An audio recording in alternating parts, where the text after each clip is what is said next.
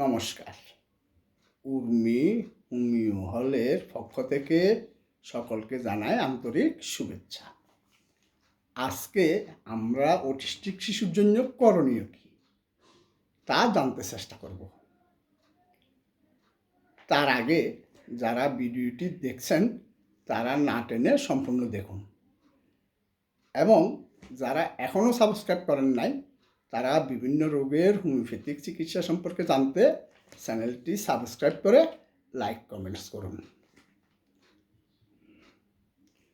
Autism হলো মস্তিষ্কের স্নায়ুগত একটি অব্যবস্থা, যার ফলে আক্রান্ত ব্যক্তির যোগাযোগ দক্ষতা, সামাজিক সম্পর্কে গড়ে তোলার সামর্থ্য এবং পরিবেশের প্রতি যথাযথভাবে সাড়া দেওয়ার ক্ষমতা বাধাগ্রস্ত হয়। এতে বিশেষ করে সামাজিক বিকাশ ও ভাবের আদান প্রদান রুদ্র হয়ে পড়ে। শিশু সীমাবদ্ধ জীবনযাপন ও পুনরাবৃত্তিমূলক আচরণ করে থাকে।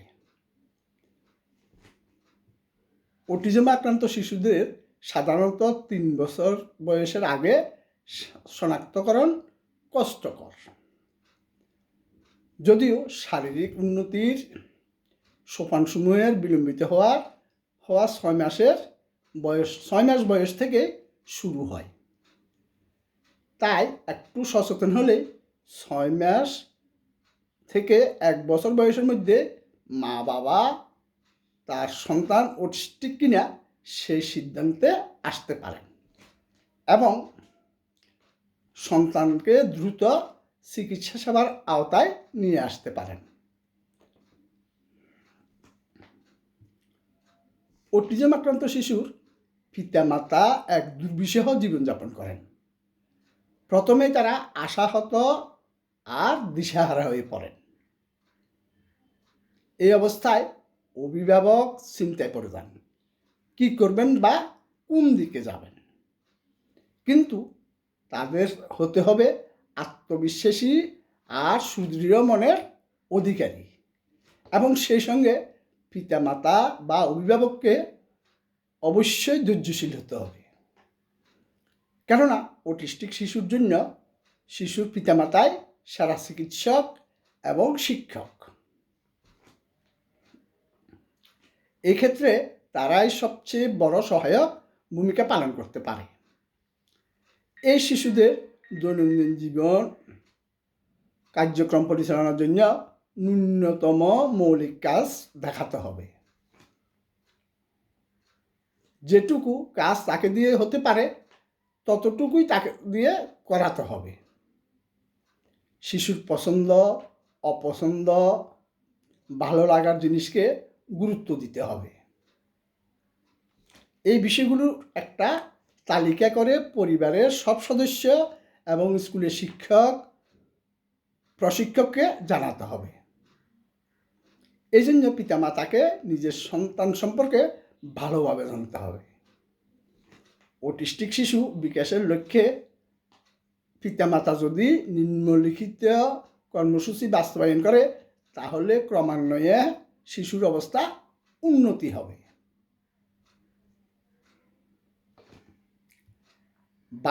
ভাষা বিকাশের জন্য করণীয়: 1. শিশুর সঙ্গে বেশি করে কথা বলা।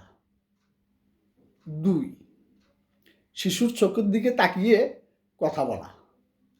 কথা বলার সময়ে তার সমান্তরালে থাকা এবং যে কোনো কিছুতেই যৌথ মনোযোগ দিন। 3. কিছু ছোট ও সহজ শব্দ শেখানো। 4. শেখানো শব্দ প্রতিদিন পুনরাবৃত্তি করুন ও তার সঙ্গে নতুন শব্দ শেখানোর চেষ্টা করুন। 5.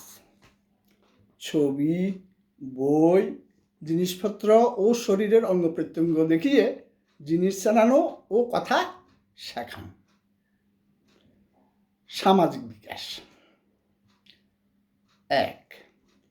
সব বয়সী ছেলে মেয়েদের সঙ্গে মিশতে ও ভাবের আদান প্রদান করতে শেখান। 2. শিশুকে সকল ধরনের সামাজিক পরিবেশে নিয়ে যাওয়া, যেমন আত্মীয় স্বজনের বাসায়, সামাজিক অনুষ্ঠানাদিতে, খেলার মাঠে, পার্কে। 3. শিশুকে প্রয়োজনীয় সামাজিক আচরণগুলো শেখান, যেমন সালাম দেওয়া, করমর্দন করা, হাসির জবাবে হাসতে পারা, আনন্দ প্রকাশ করতে পারা, বিদায়সূচক হাত নাড়া। স্বাবলম্বিতার বিকাশ। 1. শিশুকে তার বয়স ও বুদ্ধির মান অনুযায়ী ব্যক্তিগত দক্ষতা শেখান, যেমন নিজ হাতে খাওয়া, দাঁত মাজা, জামা জুতো পরা, চুল আঁচড়ানো, যথাস্থানে পায়খানা প্রস্রাব করা, পেন্সিল কলম দিয়ে আঁকিবুকি করা সহ দরকারি জিনিসগুলো ব্যবহার করা। 2. সাধারণ স্বাস্থ্যবিধি সহ হালকা ব্যায়াম করতে শেখান। পুষ্টিকর ও বৈচিত্র্যপূর্ণ খাবার খেতে অভ্যাস করুন। যদি শিশু উত্তেজিত হয়ে যায় তবে তার কারণ দূর করতে হবে। এই সময় শান্ত করানোর জন্য যা করণীয়: 1. শিশুর আবেগ বুঝতে তথ্য সংগ্রহ করুন। 2. তার উপর চাপ প্রয়োগকারী বিষয়গুলো চিহ্নিত করুন। 3. অপছন্দের বা জটিল কাজকে মডিফাই করুন। 4. পরিবেশকে শিশুর কাছে আরও বোধগম্য করতে সাহায্য করুন। অটিস্টিক শিশুর সঙ্গ কোনোভাবে ভিন্নভাবে দেখা যাবে না, বরং তার সঙ্গ ভালোভাবে উপভোগ করতে হবে। শিশুকে বোঝানো যাবে না যে সে অন্যের চেয়েও আলাদা, বরং তাকে বোঝাতে হবে যে সে অন্য 8-10 জনের মতোই প্রিয়, আর তাদের স্বাভাবিক বিকাশ এবং জীবনযাপনের ক্ষেত্রে পিতামাতা সবচেয়ে মুখ্য ভূমিকা রাখতে পারেন।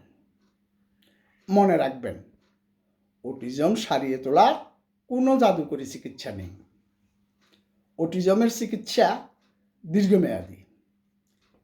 ধৈর্য সহকারে অভিজ্ঞ হোমিওপ্যাথিক চিকিৎসকের তত্ত্বাবধানে লক্ষণ সাদৃশ্যে ঔষধ প্রয়োগের মাধ্যমে অটিজম সারিয়ে তোলা যায়। ধন্যবাদ।